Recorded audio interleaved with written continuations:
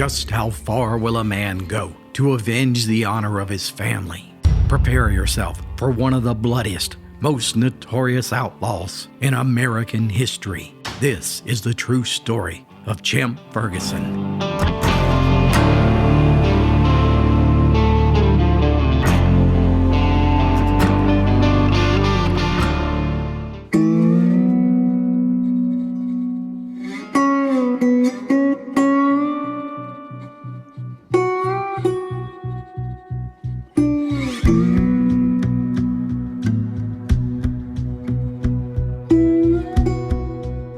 By all accounts, Champ Ferguson was your typical child of the mountains. Born in 1821, he was the eldest of 10 children who grew up on the banks of Spring Creek in Clinton County, Kentucky, just north of the Tennessee state line. Now, this section of the Appalachian Peaks were known as the Cumberland Mountains, a literal wall of mountains that kept the folks who lived in them completely isolated from the outside world. They were a hardy breed, self-sufficient in every way. They still roamed the same animal trails and untamed wilderness that their grandfathers had done just a generation before, in the days of the great Daniel Boone. It was here that Champ learned the art of survival. He was a true master of the wilderness, afraid of neither man nor beast.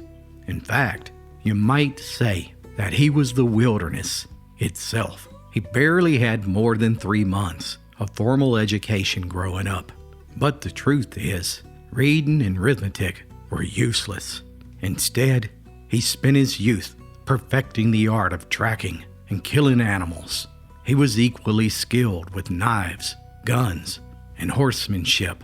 In this way, Ferguson was educated with a doctorate degree in the way of the mountains. He grew up wild and strong, and by the time he was 20, he was quite the physical specimen, tall with broad shoulders, and powerfully built with dark black hair and 2 penetrating eyes that looked as though they were little accustomed to tears. He loved fine women, horses, and liquor, and like all Appalachians, he was fiercely independent.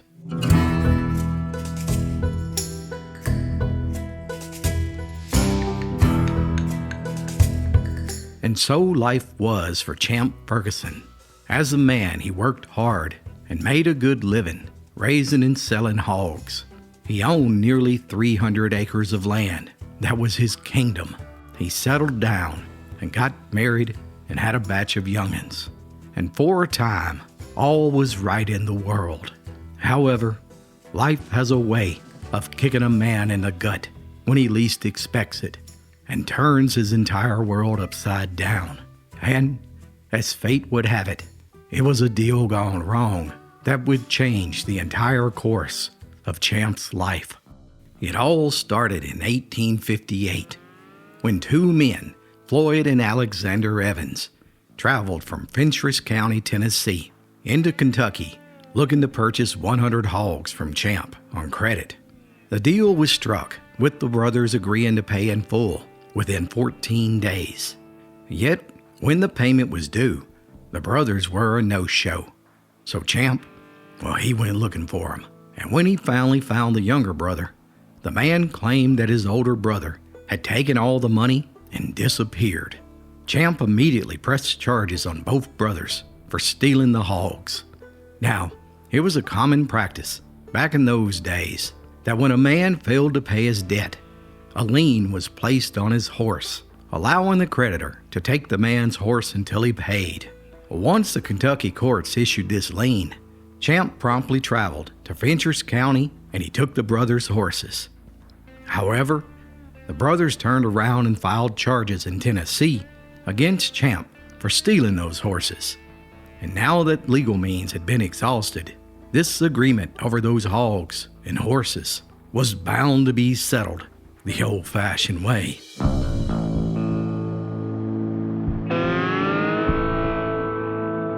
Everything came to a head at a church revival at Lick Creek. It was here that Champ Ferguson ran into the Evans brothers and found out about the warrant for his arrest. Before he knew it, the cops were called and a mob formed with the intent on carrying out mountain justice against him. Seeing that he was outnumbered 20-1, Champ mounted his horse and tried to leave. But just then, a hailstorm of rocks were thrown in his direction as the posse mounted every horse that they could find. And just like that, the chase was on. Champ drove his horse as fast as she would go through the cornfields, jumping fences along the way. Yet, his horse mistimed one of her jumps and took a terrible fall, breaking her leg, leaving Champ on his feet, running for his life. Within moments, the mob surrounded him on horses. And just then, a deputy sheriff called out, "Champ, there's a warrant for your arrest for stealing this man's horse." "Well, that man stole 100 hogs from me. He'll get his horse back as soon as he pays me." But the lawman wasn't having any of it. So he quickly dismounted his horse and ran towards Champ to arrest him. Champ didn't have his gun. All he had was a pocket knife, which just so happened to be brand new and razor sharp. Within a flash, the lawman grabbed Champ, who quickly responded by sticking the officer 3 times with his new knife. The deputy doubled over and collapsed on the ground as Champ made a run for it to try to get away. But within 100 yards, another man rolled up beside him and dove off his horse, landing on Champ. A battle for his pocket knife was underway when it split Champ's thumb to the bone. But the rush of adrenaline kept him from feeling the pain, and before long, he had gained the upper hand and had his arm raised, ready to thrust his knife deep into the man's chest. But when he looked down and saw the fear in the poor fella's eyes, Champ spared him and took off on foot again. He had never ran this fast in his life, ducking and dodging through ditches and woods as the angry mob fired at him.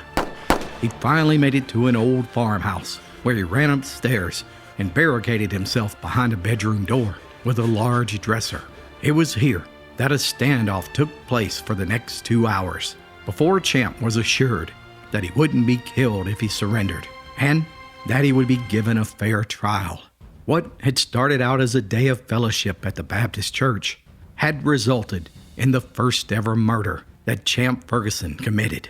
Now, many would argue that it was self-defense, but Champ would never have a chance to make that case because he was promptly thrown in prison for killing the officer. Yet, the winds of change were in the air all across America, and all hell was about to break loose with the looming war between the states.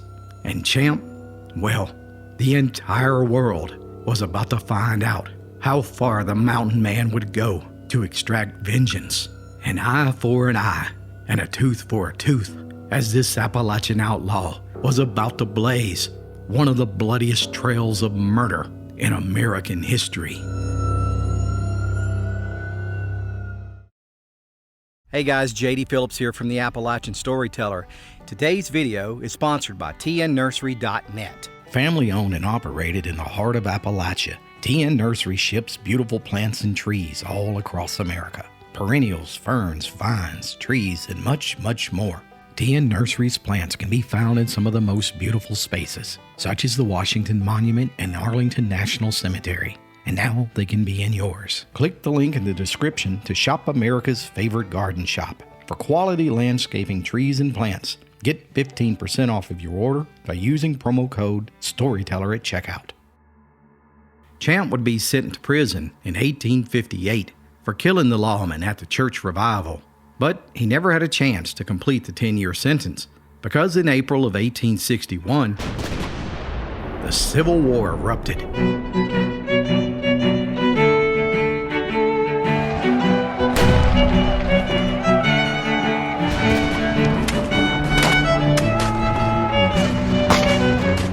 With chaos, as each man had to decide exactly where his loyalties laid.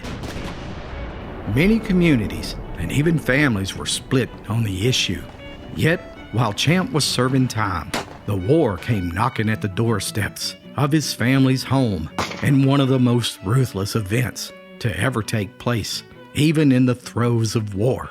Just weeks after the war erupted, Union troops took control of Clinton County, Kentucky, where Champ's wife and children lived. And Champ, he was set to be paroled on the condition that he would fight for the Confederate troops. But days before he was released, the 13th Kentucky Cavalry, led by Lieutenant Smith, marched through the area. And as they passed Champ's house, there stood Champ's 3-year-old son, waving a Confederate flag on the steps of his front porch. And upon seeing that flag, a blue-coat soldier raised his rifle. Immediately after, a group of 11 soldiers, led by Lieutenant Smith, raided Champ's house, where they stripped his wife and his 12-year-old daughter naked and made them cook a meal for the soldiers before forcing the mother and the daughter to march without clothing at bayonet point down the public street for all to see. And because of this cowardly attack by the Union forces, Champ was forced to move his family south as soon as he was released, across the state line to White County, Tennessee. But if anyone thought he was retreating, oh, they would soon find out that they were horribly mistaken. What was a father to do in the face of these crimes against his own family? Oh, the anguish and how his heart bled. His spirit welled up in him with the indomitable will of a man filled with hatred. In that moment of frenzy, something snapped inside Champ Ferguson, and he swore that the death of his son and the violation of his wife and daughter would cost those bluecoats 100 men, and he vowed to kill any and every man responsible.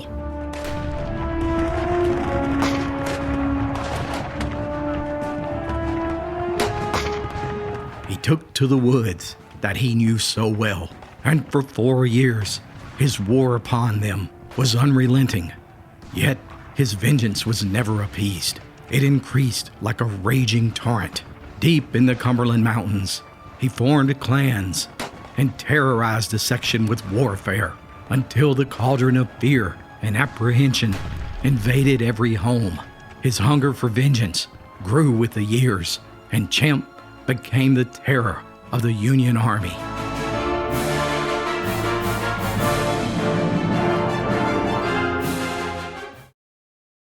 We're here in White County, Tennessee, in an area known as the Calf Killer.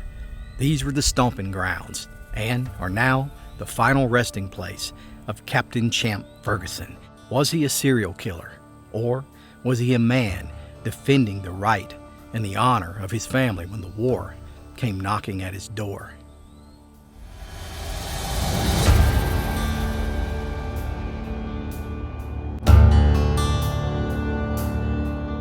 The killings began in November of 1861, and any man who sided with the Union cause was in the crosshairs of Champ Ferguson's wrath, no matter what their relationship had been prior to the war. Any man who supported those blasted Yankees was now a sworn enemy, and this was the case for one of Ferguson's old friends, William Frog. You see, Champ had heard a rumor that his old friend had been frequenting Camp Dick Robinson in support of those bluecoats, so Champ decided to pay Mr. Frog a visit. Yet when he arrived, the old man was very ill and bedridden with the measles. As Champ stood at his old friend's bedside, he said, "I reckon you caught those measles from one of your Yankee friends." And with that, he pointed his pistol at the old man and shot him twice in the chest, killing him dead. A few weeks later, Ferguson would shoot and kill Reuben Wood in Clinton County, Kentucky, for the same reason, shooting him dead in the victim's front yard while his wife and daughter watched in horror. Fresh with his first taste of blood, Champ helped lead a large-scale victory outside of Sparta, Tennessee, alongside General Morgan's raiders by setting up a strategic ambush high atop 2 ridges overlooking a narrow holler. As Union troops tried to pass through the area, they were slaughtered by the Confederate forces. A few weeks later, Ferguson executed 4 men that they met along the road who wouldn't pledge allegiance to the Confederacy.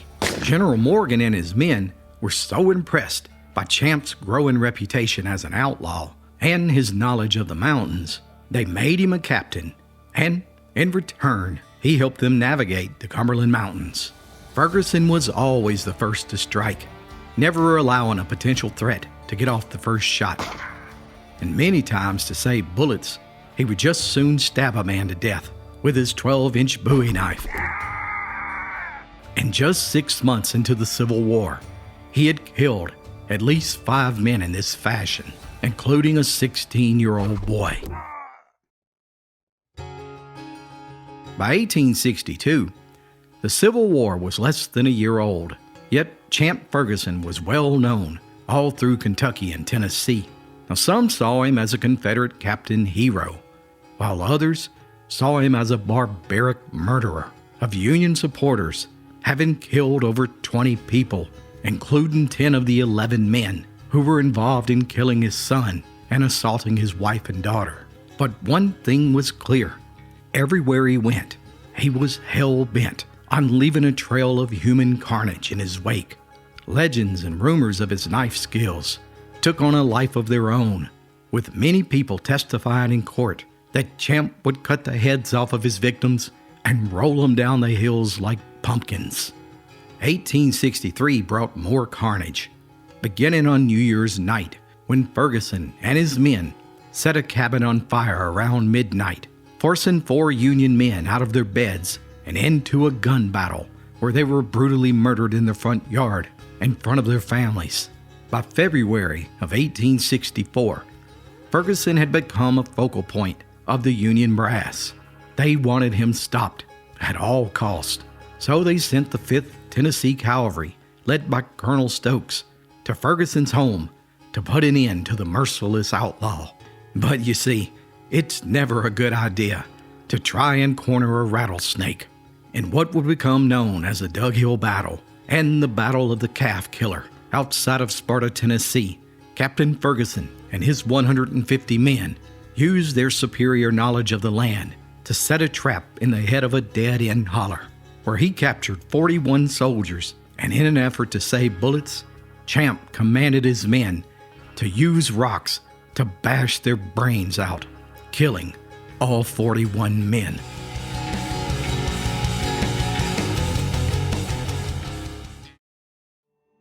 Hey guys, JD here from the Appalachian Storyteller. And if you enjoy stories like this one, I hope you'll consider checking out my new book. It's full of stories just like this. Thanks so much. And now back to Appalachia's Deadliest, Champ Ferguson.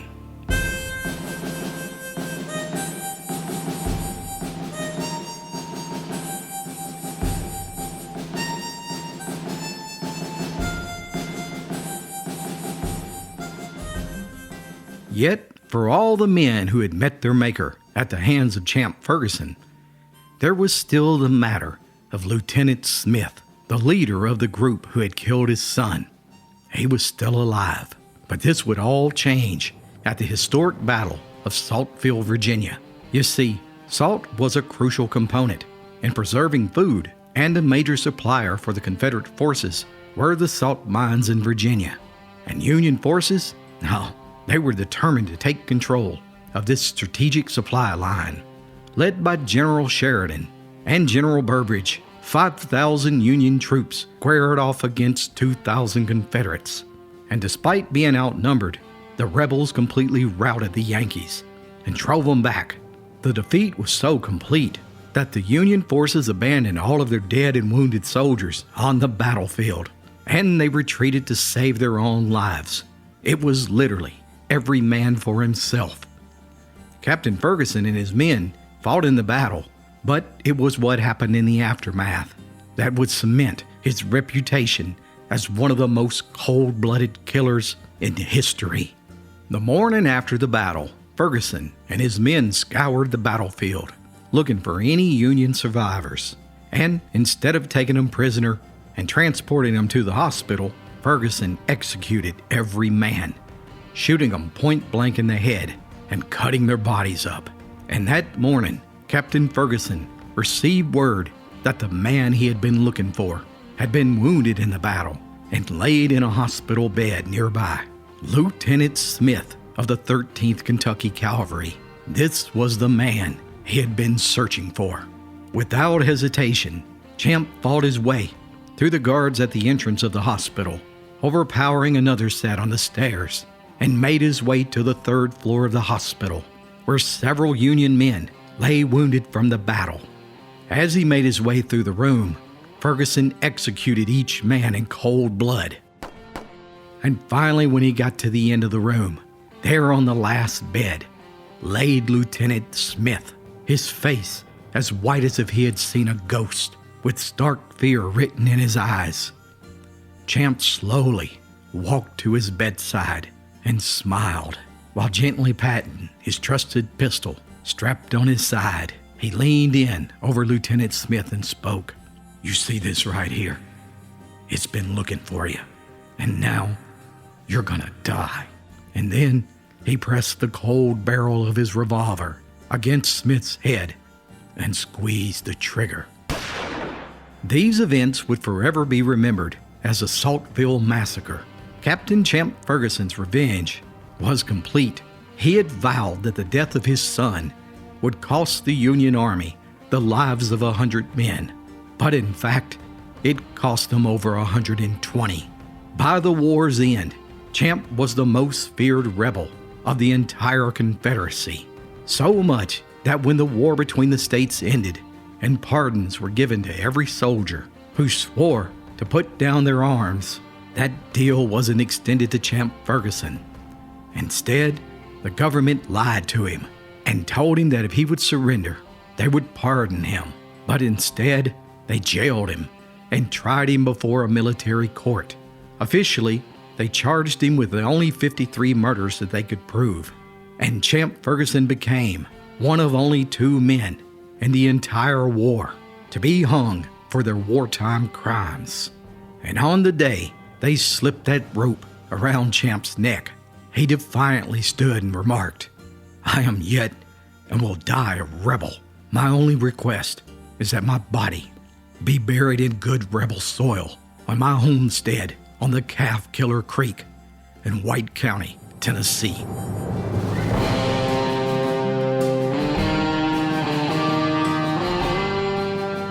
History has always been written by the victors, and this was also the case with Champ Ferguson. Had the South prevailed during the Civil War, there would likely be monuments and statues honoring the life of one of the Confederacy's bravest and most ruthless heroes. Instead, today he rests in France Cemetery outside of Sparta, Tennessee, and most people have no idea who he was.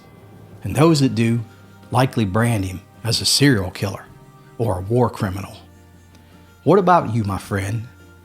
Was Champ Ferguson a notorious serial killer, or a man defending his family's honor after the war came knocking at his own door? Let me know what you think in the comments below, and I'll see you on the next story.